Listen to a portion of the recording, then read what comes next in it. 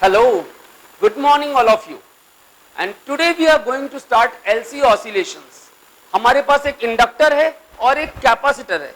Capacitor को हमने initially charge कर रखा है एक एक्सटर्नल सोर्स से. कैपेसिटर को हमने इनिशियली चार्ज कर रखा है, fully charge from an external source, और दोनों को एक दूसरे के क्रॉस लगा दिया. अब यहां पर देखिए, अब ध्यान से, अगर हमारे पास ये इंडक्टर है और इसके क्रॉस हमने लगा दिया एक कैपेसिटर, और कैपेसिटर को हमने चार्ज किया हुआ है. पहले शुरू में इस पे चार्ज, स्टार्टिंग जब टाइम 0 है तो ये फुल्ली चार्ज है. Charge is what? Q not, which is maximum charge on the capacitor. Capacitor is initially fully charged bye an external source. उसके बाद हमारी स्टार्टिंग होती है. जब कैपेसिटर फुल्ली चार्ज होगा तो यहां पर एनर्जी कौन सी होगी? Electrical, Q not square by 2C, और यही मैक्सिमम एनर्जी है. दिस इज मैक्सिमम एनर्जी, जिसको हम U नॉट से डिनोट करेंगे. मैक्सिमम एनर्जी कितनी है? Q not square by 2C. इस टाइम पे T इज इक्वल टू 0 पे सारी की सारी एनर्जी इलेक्ट्रिकल है और इंडक्टर के अंदर कोई एनर्जी नहीं है. Energy on the inductor is 0. तो अगर कोई आपसे बोले व्हाट इज टोटल एनर्जी, तो वो इलेक्ट्रिकल और मैग्नेटिक दोनों के सम के बराबर होती है. इलेक्ट्रिकल है Q not square by 2C और मैग्नेटिक है 0. टोटल आ गई आपकी Q not square by 2C. तो टोटल एनर्जी जो है वो Q not square by 2C, जिसको हमने U नॉट सिंबल दिया है, उसके बराबर है. ये स्टार्टिंग स्टेज है, पर ये कहानी है. अब कैपेसिटर धीरे धीरे इंडक्टर के थ्रू डिस्चार्ज होता है. जब कैपेसिटर का चार्ज कम होगा, वो डिस्चार्ज होगा, तो इंडक्टर में करंट की ग्रोथ शुरू होगी और वो मैग्नेटाइज होना शुरू हो जाएगा. इंडक्टर में करंट की ग्रोथ शुरू होगी और वो मैग्नेटाइज होना शुरू हो जाएगा. मतलब ये हमारा इंडक्टर है और ये कैपेसिटर है. कैपेसिटर पहले फुल्ली चार्ज था, अब इसका चार्ज धीरे धीरे कम हो रहा है और इंडक्टर मैग्नेटाइज होना शुरू हो रहा है. Now charge is less than Q not and energy electrical is Q square by 2C, which is less than U not.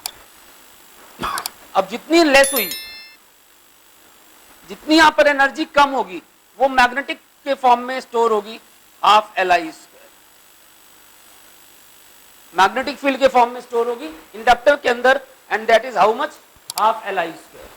अब आप देखिए, कैपेसिटर की एनर्जी कम होती जा रही है और इंडक्टर की एनर्जी बढ़ती जा रही है. लेकिन अगर आपसे कोई बोले टोटल एनर्जी, तो that is again electrical plus magnetic, लेकिन इनका सम कांस्टेंट होगा और वो U नॉट के बराबर ही होगा जो पुरानी वाली थी. मतलब अगर मान लो शुरू में 100 थी जूल, 100 जूल, अब यहां पर 70 हो गई, तो 30 यहां चली गई, लेकिन 70 प्लस 30 100 ही रहेगी. धीरे धीरे करके ये 70, 40, 20, 0, मतलब ये डाउन होती जाएगी इलेक्ट्रिकल, और मैग्नेटिक बढ़ते बढ़ते मैक्सिमम हो जाएगी. तो सेकेंड स्टेज के बाद जब मैं थर्ड स्टेज में आता हूं, तो आपके पास ये इंडक्टर फुल्ली मैग्नेटाइज हो जाएगा, फुल्ली मैग्नेटाइज हो जाएगा, कंप्लीटली मैग्नेटाइज्ड, और कैपेसिटर पूरी तरह से डिस्चार्ज हो जाएगा. Electrical energy 0, charge on capacitor is 0. Magnetic energy will be half Li square, जो कि मैक्सिमम हो गई है, तो मैक्सिमम करंट को हमने लिख दिया I not. This is U maximum. और टोटल एनर्जी अगेन इलेक्ट्रिकल और मैग्नेटिक के सम के बराबर है, जो हो गई 0 plus half Li not square. 0 plus half Li not square, और ये ही है हमारी U not, maximum U not. तो यहां से बात पता चली, Q not square by 2C should be equal to half Li not square, and that is U not. यानी स्टार्टिंग में सारी एनर्जी इलेक्ट्रिकल थी, बाद में सारी एनर्जी मैग्नेटिक हो गई. सारी एनर्जी इलेक्ट्रिकल थी, बाद में सारी एनर्जी मैग्नेटिक हो गई. तो इलेक्ट्रिकल एनर्जी डाउन जा रही है, मैग्नेटिक अप जा रही है. इलेक्ट्रिकल डाउन जा रही है, मैग्नेटिक अप जा रही है, और धीरे धीरे इलेक्ट्रिकल जीरो हो गई, मैग्नेटिक मैक्सिमम हो गई। सेकंड स्टेज में अब मैग्नेटिक डाउन जाएगी, इलेक्ट्रिकल अप होगी, magnetic down electrical up, magnetic down electrical up, magnetic zero हो जाएगी, इलेक्ट्रिकल मैक्सिमम हो जाएगी। तो इस तरह एनर्जी इंडक्टर और कैपेसिटर के बीच में एक्सचेंज हो रही है, इंडक्टर में मैग्नेटिक फील्ड के फॉर्म में और कैपेसिटर में इलेक्ट्रिक फील्ड के फॉर्म में, लेकिन टोटल उनका सम हमेशा कांस्टेंट रहता है और कंजर्व्ड रहता है। इस चीज को हम प्रूव भी कर सकते हैं। पहले आप यहां तक देखिए, I think it's clear all these three stages.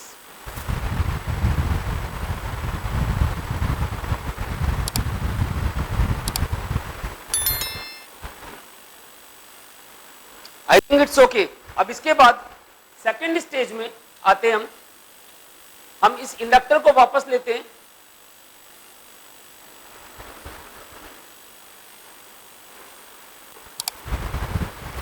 इसके बाद हम सेकंड स्टेज में आते हैं। हमारा इंडक्टर क्या था? इंडक्टर फुल्ली मैग्नेटाइज था, फुल्ली मैग्नेटाइज था। अब इसके बाद आगे नेक्स्ट स्टेप, मतलब जो आपने तीन डायग्राम बनाए 1 2 3, उसके बाद ये फोर्थ डायग्राम है। अब इंडक्टर डीमैग्नेटाइज होना शुरू हो रहा है, मैग्नेटिक एनर्जी कम होने लग रही है, किसी स्टेज पे हो गई half Li square which is less than U0, और ये कैपेसिटर फिर से चार्ज होगा और इसमें इलेक्ट्रिकल एनर्जी आएगी Q square by 2C which is less than U0, और total energy is again electrical plus magnetic. याद रखेंगे। अब एक चीज ध्यान देना, इंडक्टर आपने पढ़ा हुआ है Lenz's law. According to Lenz's law जो ईएमएफ इंड्यूस होगा और जो करंट इंड्यूस होगा वो अपने कॉज को अपोज करेगा। जो ईएमएफ इंड्यूस होगा और जो करंट इंड्यूस होगा वो अपने कॉज को अपोज करेगा। अगर अपने कॉज को अपोज करेगा तो ऐसी कंडीशन में जो पोलैरिटी कैपेसिटर की प्लेट्स पे आएगी चार्ज की वो उल्टी होगी। आपको याद होगा पहले क्या था, ये प्लस प्लेट थी, ये माइनस थी, अब उल्टा हो रहा है, ये प्लेट प्लस हो रही है, ये माइनस हो रही है, उल्टा हो रहा है, reverse polarity due to Lenz's law.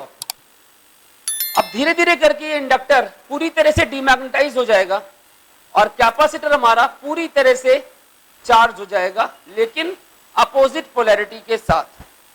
किसके साथ? अपोजिट पोलैरिटी के साथ। मतलब अब फिर से एनर्जी पूरी तरह से इलेक्ट्रिकल हो गई, Q0 square by 2C, magnetic energy वापस से जीरो हो गई, और टोटल तो ऑब्वियसली दोनों का सम है, टोटल ऑब्वियसली दोनों का सम है। अब ये प्रोसेस कंटिन्यूड रहेगा।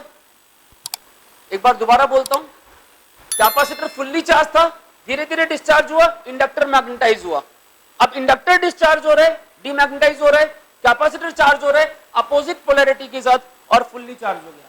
अब क्या होगा, ये कैपेसिटर दोबारा डिस्चार्ज होगा, इंडक्टर फिर से मैग्नेटाइज होगा, कैपेसिटर फुल्ली डिस्चार्ज हो जाएगा, इंडक्टर फिर से मैग्नेटाइज हो जाएगा, अगेन इंडक्टर डीमैग्नेटाइज होगा, कैपेसिटर आपका फिर से चार्ज होगा।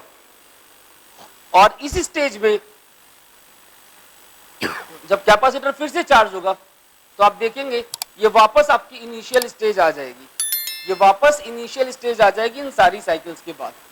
तो ये आपका प्रोसेस है मैग्नेटाइजेशन और डीमैग्नेटाइजेशन का। आई थिंक यहां तक क्लियर है।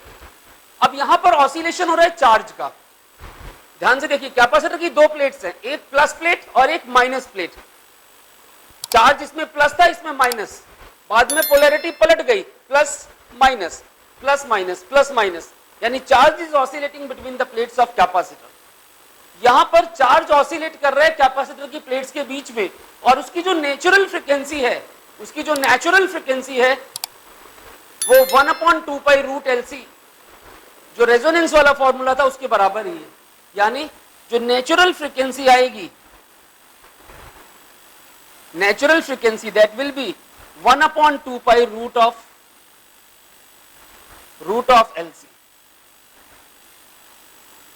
Clear? This will be the natural frequency of oscillation of charge, and obviously its unit is hertz. If you want, we can also prove it. तो अभी आज आपने ये पढ़ा कि चार्ज का ऑसिलेशन कैसे हो रहा है प्लेट्स के बीच में, उसकी फ्रीक्वेंसी कितनी होगी। चार्ज भी ऑसिलेट कर रहा है और एनर्जी भी ऑसिलेट कर रही है।